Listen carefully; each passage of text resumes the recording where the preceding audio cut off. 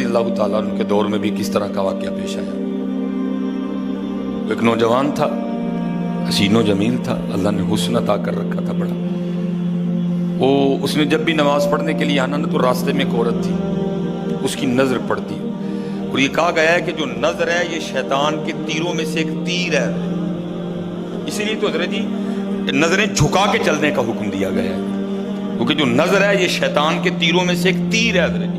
پڑھ تو یہ ایک دفعہ جاتی ہے لیکن کتنی دنوں تک حضرت اس نظر کا جو اثر ہے وہ دل سے نہیں جاتا۔ اپنی نظریں بڑی سنبھالو، اپنی نظریں بڑی سنبھالو۔ اس کی تو نظریں پاک تھیں لیکن راستے میں ایک عورت تھی، اس کی پاک نہیں تھی۔ اس نے آتے جاتے جاتے آتے آتے جاتے اس کو دیکھنا، شیطان نے اپنا کام کرنا شروع کر دیا۔ اس نے ایک دن کیا کیا، اس نے اپنی خادمہ سے نا اپنی خواہش کا اظہار کیا، میرا دل کرتا ہے کہ اس نوجوان سے نا تنہائی ملے، لیکن ملے تو ملے کس طرح؟ وہ جو خادمہ تھی ذرا پکی عمر کی تھی، اس نے کہا یہ تو کوئی مشکل کام نہیں ہے، آج ہی رات کو بات بنا دیتی۔ وہ جب عشاء پڑھ کے وہ نوجوان مسجد سے نکلا نا، وہ خادمہ راستے میں کھڑی ہو گئی، اس کو روک لیا، اس کو 2-3 احادیث سنائی، 2-3 آیات مبارکہ سنائی کسی کے کام آنے کے حوالے سے۔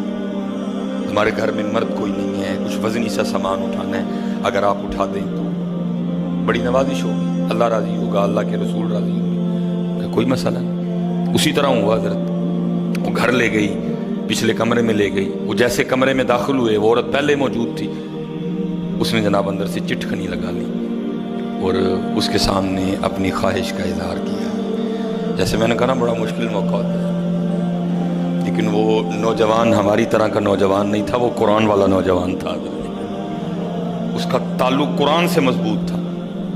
اس کو یہی آیت یاد آئی، وَلِمَنْ خَافَ مَقَامَ رَبِّهِ جَنَّتَانِ، جو اپنے رب کے حضور کھڑا ہونے سے ڈر گیا، موقع بھی تھا، طاقت بھی تھی، عمر بھی تھی، خواہش بھی تھی، پھر بھی ڈر گیا، نہیں نہیں نہیں میرا اللہ دیکھ رہا ہے، میں کل اپنے اللہ کے حضور کون سا منہ لے کے جاؤں گا، کس طرح اللہ اور اللہ کے رسول کی بارگاہ میں کل جاؤں گا، سارا کچھ کر سکتا تھا، کوئی تیسرا نہیں تھا، لیکن کیا نہیں، میرا اللہ دیکھ رہا ہے۔